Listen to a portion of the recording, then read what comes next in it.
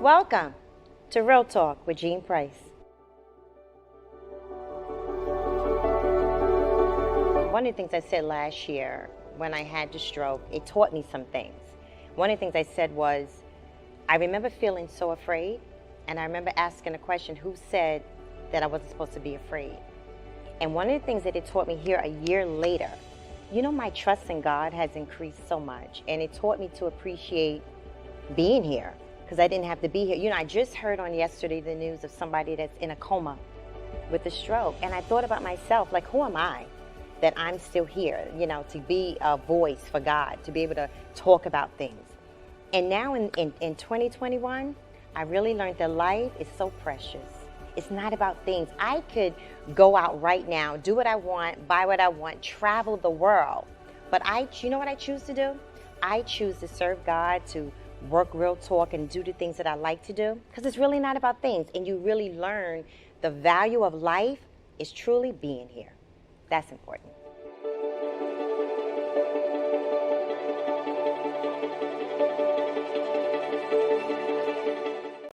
This week on Real Talk with Jean Price. The difference between getting a new car and upgrading the one you have. That's because if you get the new car, then that means that something's wrong with the old one. Even if it's something as simple as I don't want it anymore. But if you upgrade what you got, that means there's still value. There's still value in that car. So with the whole new year, new me, maybe I just want to upgrade me. Maybe I want to shift some things, tweak some things, because no man is perfect, right? Mm-hmm. But there's some kind of goodness in us. So we have to, again, shift our thinking and shift how we view ourselves.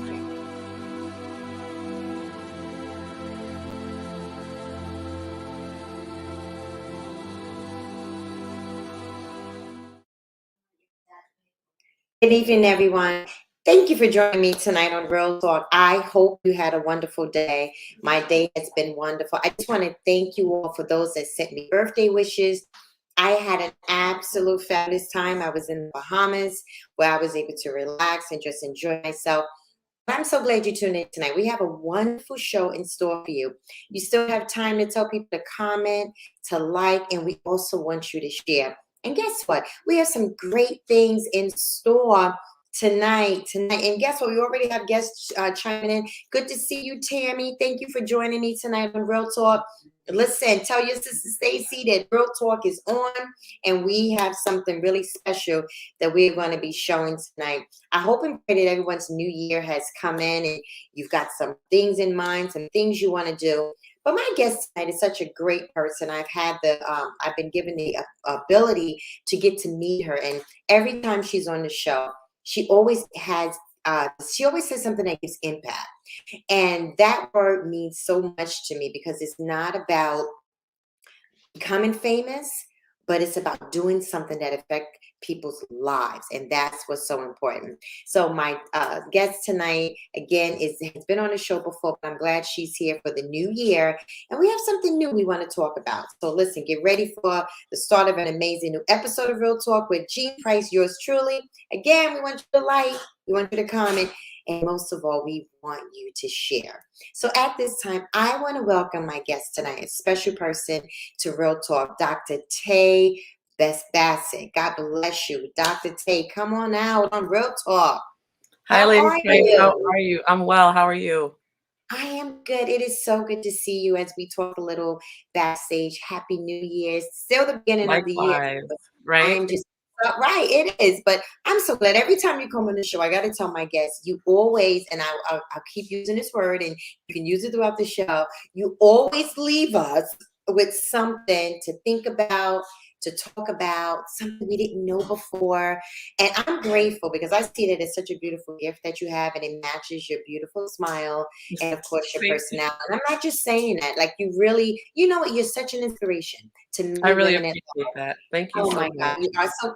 please fill us in. Tell us, for those that don't know you, tell us a little bit about you, Doctor. So, hello, everyone. I'm so good to be back on Real Talk with Lady Price. I am Dr. Tay Bassett. I'm a psychologist, professor, and pastor. And the biggest P of them all is parent. I'm a mom to two young children, one who's sitting right here, right now, and trying her best to be quiet, 6 and 7. And I just wrote a book. So let's add author to that. So I wrote a book recently launched it right in time for the new year, and it's called Your 21-Day Reset. Wow, that's beautiful. So, Dr. Tay, can you give us a little background, because I'm so excited about the book. I want to make sure I get a copy of it. What is your background, and how does it play a role or part in what you wrote about? Because a 21-day reset, that's so powerful, because my mind goes to Daniel, the book of Daniel, and how Daniel fasted. So, can you kind of tell us a little bit about why you came up with that name, and what does it mean to you? So it all started in 2000, story time, right? It all started in 2018. I had recently created my public figure social media pages. And at the beginning of the year of 2018, I was like, you know what? Let's do a social media campaign about doing your 21-day reset.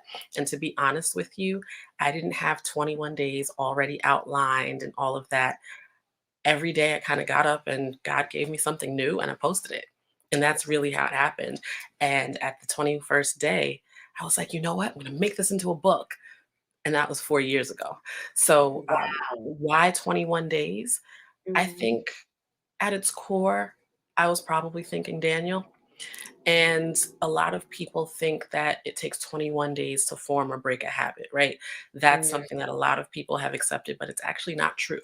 It's based on a misunderstanding of research. There's so many other factors that go into building or breaking a habit that 21 days is just, it's not a hard and fast rule. But people have accepted it because it's palatable.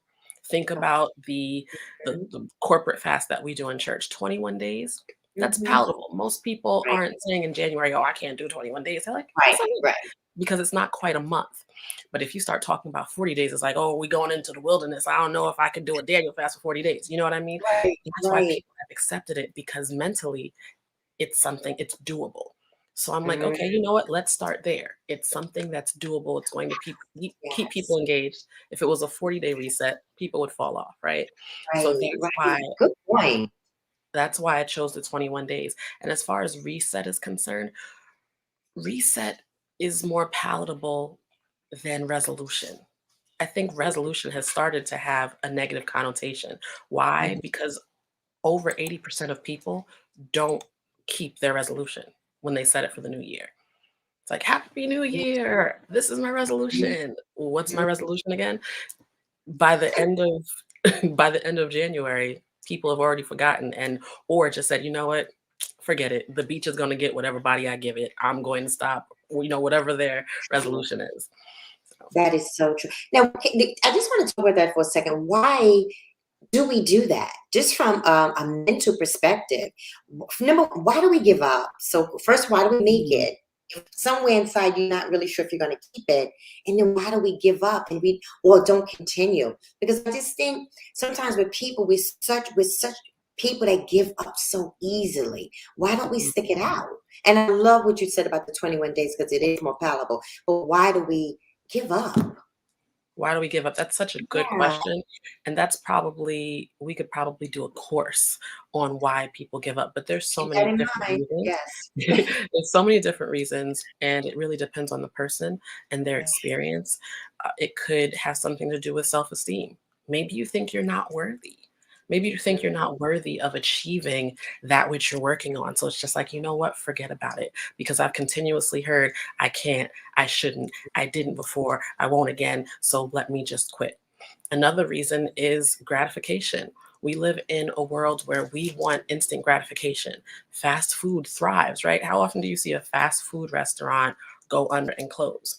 Because Right. we like microwave situations. We like what we want when we want it, and when we want it is now. So if we don't get the results that we desire right away, it's more likely that we're going to give up. If we're not invested or as invested as we think in the end result, we're going to give up. Those are just two possible reasons. Right. There's so many Wow. other factors that go Right. into it. Wow, Tammy chimed in just now and she said, reset the mind, body, and soul. For me, it's a new beginning to self gratitude. Thank you for that, Tammy, and that's so true. Dr. Tate, I wanted to kind of talk about something you wrote in chapter 1 of the book. And the title of it is There's No Comparison. Can you Right. talk to me about a time when you were stuck in the cycle of comparison? And ladies, I think we can all relate to this. So I think it's so important for us to kind of chime in because I think, and I'm going to let Dr. Tate speak. My prayer is, or my hope for 2022, that we stop comparing. Can you talk about comparison? Oftentimes, we create our goals based on what we failed at before. So I'm going to do this in 2022 because I failed to do it in 2021. I'm going to do this now because I couldn't before. And there's no comparison means that, start fresh. Start Yes. fresh with your goals. If you're constantly thinking about what could have happened, what should have happened, then all of the energy that you're putting into those negative thoughts, Mhm. that's taking energy away from pursuing your current goal. So that's why I say there's no comparison, because then that gives you the opportunity to put all of your attention on your current goal as opposed to mourning the, Yes. the previous things that you attempted. That's so good. Have you ever heard Dr. Tay that we should celebrate, even if it's a small goal, celebrate the small goal opposed to, sometimes we could think that, well, I didn't, to your point a little bit, we didn't accomplish that big goal. But what about celebrating the small goals that we make? I think sometimes we minimize what we accomplished, the little thing. And can you kind of talk about that a little bit about celebrating the small thing? Because it really does help you get to the big thing, to me, at least for me in my life. Absolutely. When I used to work in a residential setting for adults, and we used to do goal attainment. And how did we help our clients work on attaining those goals? We broke the goals down, and I keep using the word palatable, but breaking those goals into more palatable and bite-sized pieces. So when you break a goal down, the sub thing is an objective. Right? And if you don't celebrate every objective, you're going to think that you're not making progress. I've done Yes. I've done dieting plans and, lifestyle changes Right. where you have to weigh yourself every day. And some people think, "Oh, that's not necessary because your weight may or may not fluctuate or whatever." But if you continue to see the scale go down, that's going to be the motivation that you need to keep eating right the next day. Mhm. So they say, "How do you eat an elephant?" Mhm. I mean, I wouldn't want to eat elephant, but if I were to eat something that size, you break it down Right. into smaller pieces and Right. think about appreciation and reinforcement, positive reinforcement. Think about parenting, right? If you have a child who's engaging in a positive behavior and you reinforce them by celebrating their wins and celebrating their behavior, that's going to make the behavior stick. So, absolutely celebrate yourself, celebrate the small victories, because that's just going to get you closer to the major goal. That's awesome. A lot of people, Dr. Tay, might not be aware that for many years, you felt like your writing was weak. Can you kind of talk about that a little bit? Because I have to be honest, just the cover alone and the title, I don't because again, I can't see how it's you can I can see how you could thought it was how you thought it was weak. But just me when I saw 21-day reset, that alone to me was like, oh my goodness, somebody's really writing about something that's attainable. I like that. So talk to us about why did you feel your writing was weak and how did you overcome it? So, for many years, I thought that my writing was subpar because people I trusted told me that. When I say people I trusted, I mean professors and teachers, two in particular, and God bless them. You know, Right. I think there's certain aspects of writing that are stylistic. So it's not that it's wrong, it's just that's the way I write. So Right. one teacher in high school, she was actually my honors English teacher. She told my mom at parent teacher conferences that I don't write well. So I was just like, "Ugh." that hurts. I was expecting her to tell me that I talk too much in class because that's what Right, my parents always heard at right. parent-teacher conferences. And then fast forward to my doctoral program, there was a professor who told me he actually wrote it, I think it might have been in red, and, red is just like, "Ugh," that Ah, my writing was not doctoral level. So mm, even to this day, writing causes me a lot of anxiety. I remember in my doctoral program, I was working on my dissertation. I was sitting in my apartment at the time and sitting on the bar stool at the same laptop. And I was crying, like boo-hoo crying. Had to call my dissertation chair because I was so gripped by anxiety. And mm, I realized the anxiety, the fear is the fear yeah, of failure. Like when we're typing something and writing a paper and doing a project to submit, we're submitting it for judgment. So if you judge my writing poorly, that means I'm going to get a bad grade. I might not graduate. I might not pass the class, all of these things. So yes, that was my process. That has been my story. And I think that's why this book is so huge for me yes. because, and yes, people who are on the outside who see the achievement, those who previously said that I don't write well, they probably still think the same thing. Whatever. It's less about them and more about me showing myself that Mhm, I can do it and that it can be done. right, I had before this book, I had 3 books unfinished, outline, all have covers because I can design a cover. I can pay somebody to right, design a cover. That's the right. easy part. All have covers, nothing on the inside because of fear. But now I can say that I have a book that I wrote, that I self-published, and it can be done. Like my draft copy, I Mm, walked in heels about a mile to the printer. I I was just like, love "We gonna it. get this." We're gonna get and when I That is had it in my hand, it was just like, "Wow, like this that's is huge. happening. That's This is happening." huge. And I've autographed books, and my draft, I I autographed it to myself. It says, "Tay, you did that." Ah, I was just like, "Wow, it happened." So, despite all of those negative experiences and, negative words and, in church we talk about word curses that people spoke against you and the word curses that you spoke against yourself. This broke that. that's awesome. This broke that. You know what comes to mind, Dr. Tay, as we are celebrating with you. Tammy wrote something again. Absolutely, I'm celebrating now her small goals. Unconditional acceptance. That just came to my Mhm. mind. That is how, and when you raised that book and I just saw it, it's unconditional acceptance of yourself. Yeah. That because we know we're accepted in the beloved, we know that, but sometimes we shortchange the acceptance of ourselves. And when you held that up, and the fact you walked in your heels, let me tell you, I think all the women we just gonna salute you. That is awesome. Unconditional acceptance of yourself. I think that is such a powerful testimony of Yeah. not only what God can do, but what you did for yourself and how you believed in yourself. And I think that's just awesome. And every time you go to book signing, and to those that had the critics, thank them. We thank you. Mhm. Because Yep. look, we get an opportunity to be a part and to read and really dive into this 21-day reset. One of the quotes in your book says, society has led us to believe that if we do not give ourselves completely, then we are selfish. Can Oh, you yeah. talk about that? Can you talk about the kind of society pressure that's everything? Like, talk about that a little bit. Because sometimes society can play a role. I believe that quote is from the section about putting yourself first, not being afraid to put yourself first. And in society, we're often made to feel like if we're not giving of ourselves totally and fully, that we're selfish. But it's the contrary. If we are not giving to ourselves first, then we're no good to anyone else because we've heard the phrase, you cannot pour from an empty vessel.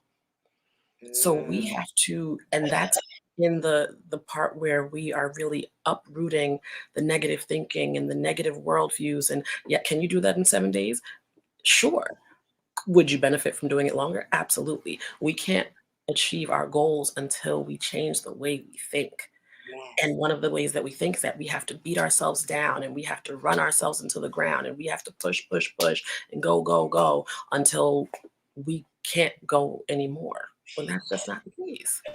And oftentimes we set our goals based on how we have to go, go, go for everybody else and for everything else. Right. I said to somebody the other day, Dr. Tay, that a good portion of my life, I've been on autopilot. Mm, And I said, you get to a place in life where you got to let that plane land. Take it off autopilot, get up in that cockpit and land that plane. yep. And it hit me one day because I'm starting another project that I'm doing just for myself, just I guess a goal oriented project. And I told myself, no, I'm no longer going to be on autopilot. And the reason I want to kind of talk about goals because how intimidating can it be to set a goal? Extremely intimidating, especially if they're large goals, lofty goals, if people are telling you that they're too big for you, if you've been told that you could never achieve it, oh, it's Mhm. tough. It's even more difficult to set goals for yourself when you're a Mhm. caretaker, when you have that caretaker type of personality, when you're made Right. to feel like you have to put everything and everyone else first. It's tough. But why I love the analogy you used, the plane analogy. Mhm. Once you get into the cockpit, Yes. you are in control. You set the goals. You Right. control what steps you take in order to achieve them. Right. So yeah, it's Right. tough. I think Right. the most energy a plane uses is for takeoff because you have to go against the air and I'm don't quote me because I'm not a scientist, but I think I'm right. Just just thinking about how fast the plane is going and how it has to lift up Right. off the ground. Like Yes. think about if you were Yes. laying on your stomach. Think about the belly of a plane. If you were laying on your stomach, how challenging it can be to get up off the ground from that stage. So Mhm. in my mind, it makes sense, right? Makes sense though. You Yeah. put in so much energy to get off the ground. But what do they call it when you hit 30,000 feet? Cruising altitude. Yes. Cruising suggests Mhm. that it's easy. You're experiencing less resistance. So the most difficult part is setting the goal. Setting the Once you set it and you decide to take off, that's Mhm. when you can reach cruising altitude. That's beautiful. Wow. I told you all that are watching tonight, Dr. Tate always drops nuggets and it leaves you like, you know what? I got to rethink this. I have to kind of reapply this. And now I understand why her book is really called The 21-Day Reset. So we're going to take a commercial break and we're going to come back with Dr. Tate. So much more that we want to talk to her about. Absolutely enjoying myself talking with her. And I hope you're gleaning tonight because here it is proof positive with leaning and depending on what God has for you really does work. We'll be right back after this commercial. Absolutely. This week on Real Talk with Jean Price.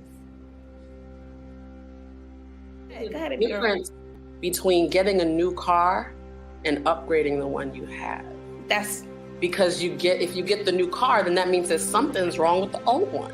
Even if it's something as simple as I don't want it anymore. But if you upgrade what you got, that means there's still value. There's still value in that car. So with the whole new year, new me, maybe I just want to upgrade me.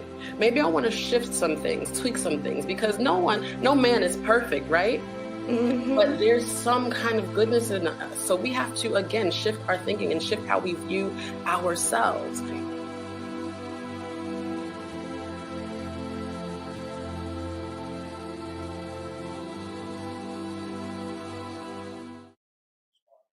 Welcome back to Real Talk. I hope you're enjoying the show tonight. This is just some good nuggets that Dr. Tate is dropping on us. We have our guest tonight, Dr. Tate Bassett, but we're talking about something. She wrote a book entitled Your 21-Day Reset, right?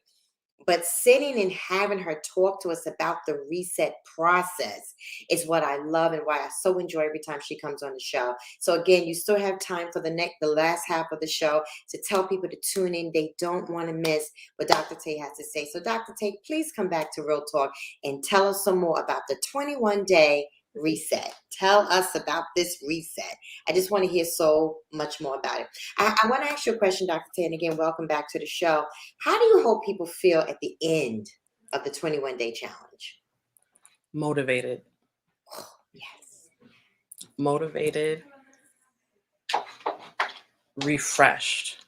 Mm, Maybe not physically, but mhm. mentally. Going into the new year. And of course, this I like to say that the book is timeless because you don't have to start your reset in January. Mm, You might, let's say you leave a job and you're preparing for a new job. You can reset. Let's say you've accomplished a goal and you're ready to set another one. You can reset. So it's not just a January thing, um, but you can absolutely use this book at any point yes. and feel motivated. Mhm. But first, it starts here. Like I think Yeah. oftentimes when people, especially clients, my clients, when they're feeling unmotivated, it starts because of how they're perceiving a situation, how they're perceiving or thinking about their circumstance. So if you Right. shift this, you can shift your motivation. You can shift your ability and your willingness to achieve a goal. I have to tell you, that word you just used really had me thinking timeless. And the reason I love that because I love the fact that you said it doesn't have to start in the beginning. It doesn't necessarily have to be at in the middle, but even at the end, you can reset something. And you know why that's so important to me, Dr. Tate? It just proves that it's never too late. It's never too late. And I love the fact that that's what you put for that book. That is completely timeless. So after 21-day challenge, right? What else? The book is amazing. It has the format where you can write as you read. Can you kind of tell us a little bit about that? Because it gives you space to do work. And I love the fact that I can read something, but then I can write down my thoughts about it. Can you kind of help us understand that too? Well, there's a lot of research that suggests the power of journaling. We can have Yes. all of these ideas and goals in our minds. Let's say we have 5 different ideas in our minds, and all of these objectives and things that we have to do. They're going to get jumbled up. It can get confusing, but it's helpful to write things down. And the word Mhm. says, "Write the vision and make it plain." Right? So you Mhm. might be reading something. You might be on day 15, like, wow, that she makes a good point. Let me write. You don't have to write in the margin. I mean, you can, but Right. I want to give you the lines because there's something to be said when the space is created for Mhm. you to Right. be productive. It's tough. We've all been in situations where we've been expected to be productive in unproductive environments. We've been in jobs where it was, you have to produce X amount of work, but Mhm. the morale is low and there's no camaraderie. Mhm. So Mhm. there's value in seeing that there's space made available that was Yeah. created just for you to achieve. That's why the lines are in the book. That's awesome. What if a client or anyone you're speaking to writes down something that they can't face, like reading something in a book, yet you write it down, but you can't seem to face what you wrote down. How do you help somebody like that? It's good to write, and I totally agree. I have a journal myself, but when you write it down and you can't come to grips, maybe that's a better way. Mhm. How does the 21-day reset help us to be able to accept what we wrote? Because, case in point, sometimes it's hard to write something about yourself that's negative. Absolutely. You know what I'm saying? Like Mhm. I have pet peeves. It's certain pet peeves I have. And if I write them down, like, wait a minute, am I really like that? How do we face that? Because it's we're resetting. So I want to be able to face, I hope that the audience, they want to face things. How do we face it? Well, the first thing is writing it down. Even though it's uncomfortable, Hmm. you're facing it. Facing it is the first step to coming to grips with it. Because if your thoughts and these ideas, if they stay in your mind, then you can say, oh, well, it's all in my head. Yeah, it is all in your head. But when you write it down, it's in black and white. You see it. When you speak it, you hear it. It's just like, whoa, now I have to address it. Because once you've spoken it, once you've written it down, you can't take it back. You can erase it, but there's never a perfect erase, right? You always still see a trail. Yeah, So right. the first step to um, coming to grips with what you're reading Mhm. is by accepting that you had to write it. And then you can take the steps that you need in order to do better. As a clinician, oftentimes we have treatment plans. Okay. So let's say a client is, let's say, practicing poor sleeping habits, like falling asleep with the TV on or whatever, which many of us can probably relate to, right?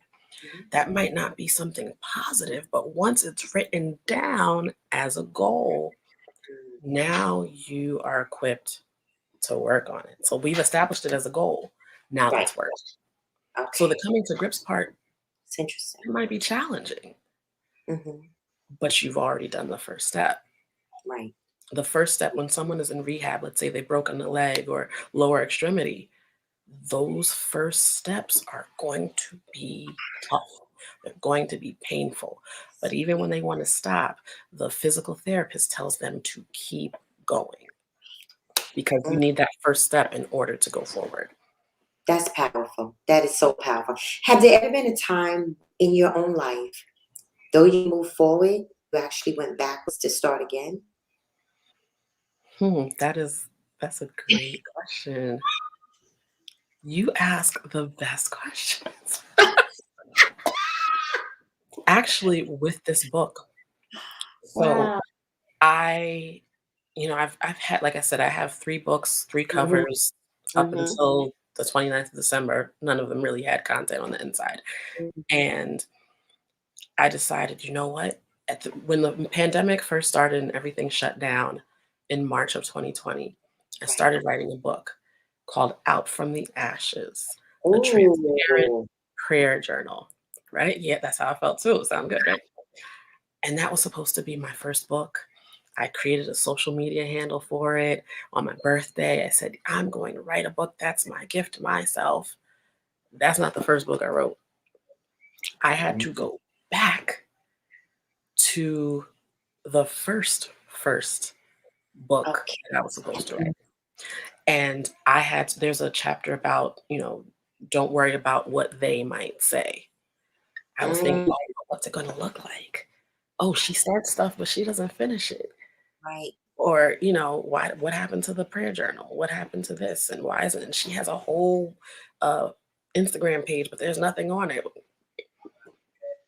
But I had to go backwards. And it wasn't, my plan was to work on Out from the Ashes. Right. Right. But, when God lights a fire, Mm.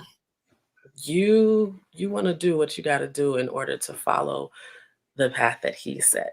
And that's Right. how this book was actually birthed. It was conceived 4 years ago in 2018 on Instagram. But while I was in service, it was the Sunday before Christmas. And my pastor preached, Pastor Solomon at the Excelling Church. He said, the best gift that you open is going to be the one that's inside of you. Okay. Okay. I know. See. And I'm in the Ooh. meeting booth. I'm behind the half wall. I'm sitting at the computer. So can't nobody see me. And I'm just like, whoo, child. Ooh. Convicted, all the way convicted. So I went to Instagram and I started copy and pasting the content from 4 years ago and putting it into the notes app on my phone. And that's how it started. That's when it started to be birthed. That's powerful. Yeah, Wow. yeah. But during that process, I was like, well, what are people gonna think? Like, this isn't the book that I was supposed to write. Someone Mhm. even posted on my Facebook, oh, you just came out of nowhere with this. Like, honey, God came out of nowhere because before Right. that service, I was not thinking about anybody's 21-day nothing. But here we are. And look at the obedience, though. look at the results of the obedience and just Mm. listening to, of course, your leader and the voice of God and making it and allowing it rather to come to pass. Look at the obedience. This is amazing. This is awesome because women like ourselves are going to read that book. They're going to pick it up and be like, wow, you just encouraged someone else that they can do it. And I know because you're a clinician and you have so many great talents within you, but it's really, it's something about this 21 reset that really has ignited a fire even in myself. Like it, no, I'm not just saying that. It really has because you're letting us know again, timeless. It's never too late. Mhm. And when the Bible talks about being willing and obedient, come on, you can't help but see the blessings, the fruit. You can't help but see it all come to pass. So here we are. You have this book and we're ready and it's out there. From this point on, where does Dr. Tay go? What does Dr. Tay do? It's out there. What we do now? Come on. It's out there, and I'm going to keep pushing it. I love Last week, I called it a virtual book tour, and I was on live streams like this. No one's quite like Lady Price, but it. live streams similar to this, right? And just talking about the book and talking about the book and sharing my story so that people can see, like, I'm human. A lot of I won't say a lot, but some public figures, there's this perfectly curated package that they present on social media. And I have a good friend, she's a recording artist, and she said, my team has told me that I get the best feedback and the most engagement on the posts where I'm just being me, whether I'm being silly or quirky or I don't have makeup on, or people want to see realness. So I'm going to continue to be real, continue to tell the story about how I was told I can't write. I still might not be the best writer, but I'm getting pretty decent feedback on the book, so we'll go with that. Yes, But going to continue to be real, continue to tell my story, and continue to tell people that it's okay to reset. And just because you're resetting doesn't mean that something's wrong with you. Mm. I, Now, you got to stay right there with that one a little bit because that's no, really, we need to hear that because it doesn't mean there's something wrong. It Mhm. does not mean that. So, kind of talk about that a little bit more, Dr. Tay, because I think we need to hear that. Think about, and the commercial had the car analogy, right?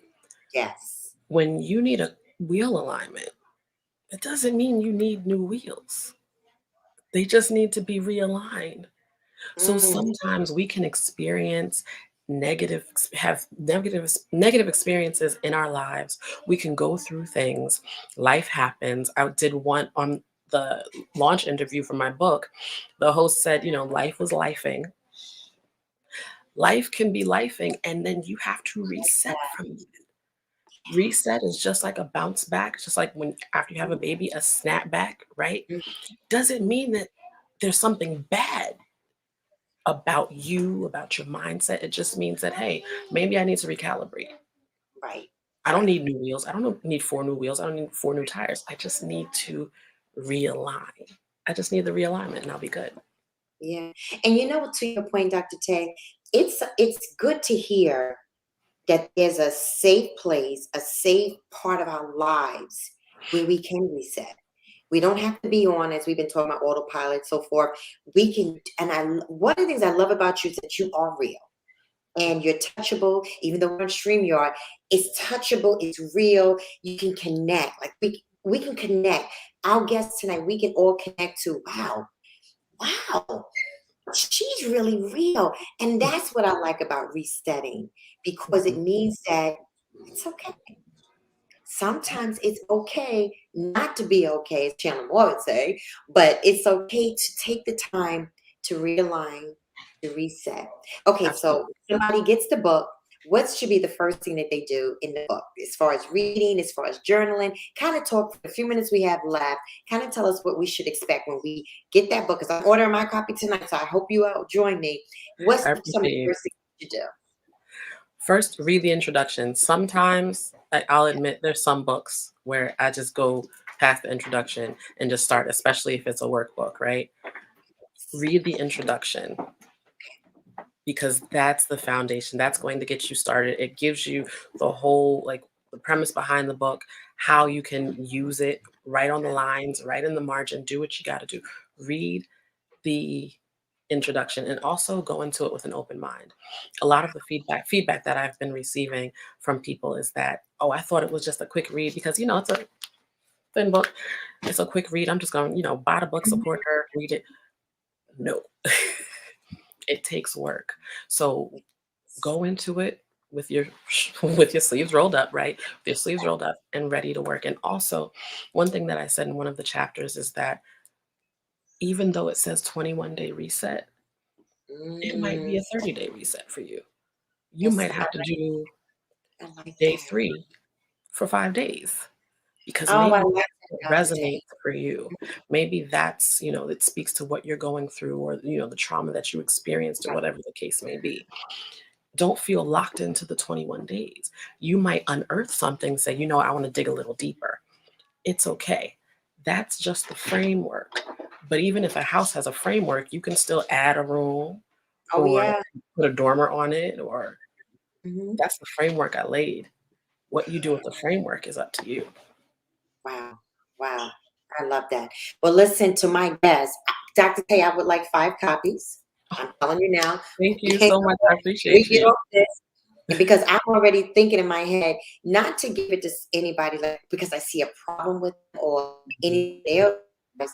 I see the book as a blessing. And I'm thinking in my heart and mind, because 5 is the number of grace. And I'm so grateful for God's unmerited favor and his grace, right? So 5 women that God's going to download it in my heart and mind and my spirit, I'm going to be sending them that book because I believe they come to that point, and you and I have been sharing tonight and to my guests, where resetting is necessary. And Michelle Lee just chimed in. She said, this is power, and there is power in resetting. So you are affecting the lives of the women that are even on the line. So Dr. Tate, we have about a minute left. Oh my gosh, you have to come back you got to come back. Just say some last words to my guests, to those that are going to do the rewatch. Kind of talk, just a few minutes, just kind of talk to us. Give us some words of encouragement. Just know that if you open this book, when you open this book, that it's not that something is wrong with you. It's just a matter of reassessing and realigning. That's it. The example that I used on Sunday was that you can't put new wine in old wineskins because then both of them are going to waste. The old wineskins are going to rupture and the new wine is going to spill and it won't be good for consumption. You can't put new goals in an old mindset. So the purpose of the reset is to reassess and address your mindset and your thinking so that you can be better equipped to achieve those goals. That's what I'm here to help everyone do. That was beautiful. To my viewing audience, Dr. Tay, thank you as always for being on Real Thank Talk you with so Jean much for Price. having me. Yes. You can get your copy of your 21-day reset at drtayonline.com. I got 5 copies already, and you want to join me? Listen, find somebody that you know that can use it. It'll bless their lives. We want to thank you tonight for being on Real Talk with Jean Price. We'll see you next week. New topics, new issues, new things to share. We'll see you then. Good night. Thank you again, Dr. Tay. Thank you so much. This week on Real Talk with Jean Price. The difference between getting a new car and upgrading the one you have. That's because if you get the new car, then that means that something's wrong with the old one. Even if it's something as simple as I don't want it anymore. But if you upgrade what you got, that means there's still value. There's still value in that car. So with the whole new year, new me, maybe I just want to upgrade me. Maybe I want to shift some things, tweak some things, because no man is perfect, right? But there's some kind of goodness in us. So we have to, again, shift our thinking and shift how we view ourselves.